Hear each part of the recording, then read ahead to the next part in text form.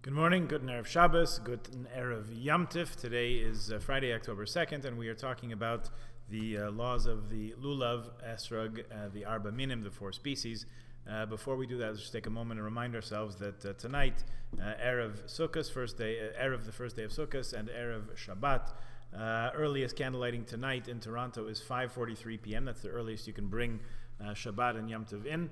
Candlelighting is actually 6:37 p.m. and we should, if at all possible, wait until nightfall after 7:40, 7:36, whatever time that is, to make Kiddush and to eat our meal in the Sukkah.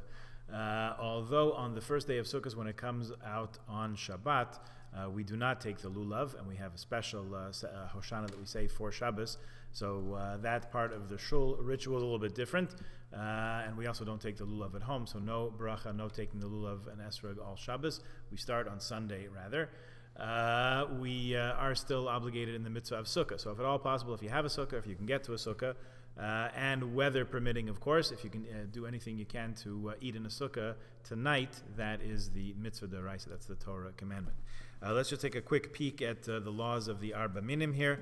It's when you buy a lulav and esrog, you should get it from someone reliable. It goes into great detail here about questions should be asked and to make sure that they're green rather than dried out, to particular lengths and so on. The required length of a lulav is that its main stem besides the upper leaf should be 4 tfachim, 4 hand breadths long. Somewhere in the neighborhood of, according to the glossary here, according to Rabbi Moshe Weinstein and the Chazon Ish, a tefach is about 3.8, let's call it 4 inches, so about 16 inches. I don't think you'll find a lulav any shorter than that in these parts in any case. The hadassim, the twigs of myrtle, should have leaves growing in groups of 3.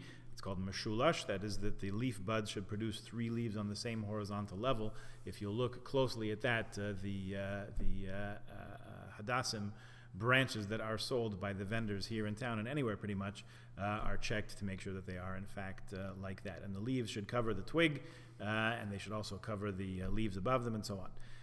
The required length for hadassim is 3 tfachim, so about 12 inches. It could be even shorter than that in extreme circumstance, but the ones that they sell here are nice and long. And you should make sure that the top of the hadassim is not broken off, the wooden stem. And the arava, the brook willow, has lengthy leaves with small edges and a red stem. Not all of them have a red stem, but most of them do. Even when the stem is green, the arava, the brook willow, is valid because if it stays on the tree, it will turn red. Most of the species grow near a brook, so they're called arve nachal in the pasuk. The verse in Leviticus chapter 23 that we'll read over Yom Tov tells us that they should be arve nachal, the brook willow.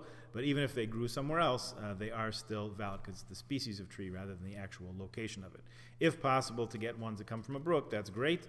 But again, that's not the absolute requirement. The required size of the arava is the same as the hadassim. Approximately 12 inches or just a tiny bit less than that. If your arava, if your willow has dried up or most of its leaves fallen off or the stem is broken, it's now pasul, it's invalid, and it is rather delicate. So some authorities say that even if the leaves are partially torn and they're hanging limp, it's also pasul, also invalid. So you have to be careful with the arava, take good care of it, maybe wrap yours up in tinfoil or paper towel or something, because the leaves fall off very easily and it does become pasul. We obtained these from a vendor who got it from their sources.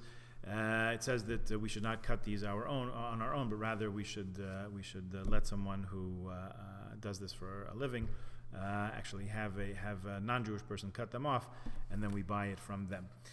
We should take 3 hadassim branches, 2 arava branches, and bind them together with the lulav so they become one bundle. If you watch our lulav and esrog video, you'll see what that means. They're bound together in the direction they grow, with the edges cut downward. For if only one branch is upside down, it's pasul, it's invalid even after the fact.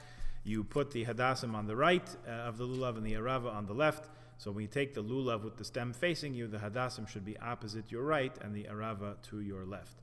On the bottom, they should be even so that they sit that way in your hand. Okay, we'll talk a little bit more about this after Yom Tov. Please join us then. In the meantime, have a wonderful Shabbos, a good Yom Tov, happy and healthy. Everyone should be good. Remember, this is the season of our joy. Most important thing here is to rejoice, be joyous. Not everybody has a lulav and esrog, not everybody has a sukkah, but everyone should fulfill the mitzvah of joy, being happy at this time of year, to the absolute utmost of their ability. Good Shabbos, good Yom Tov.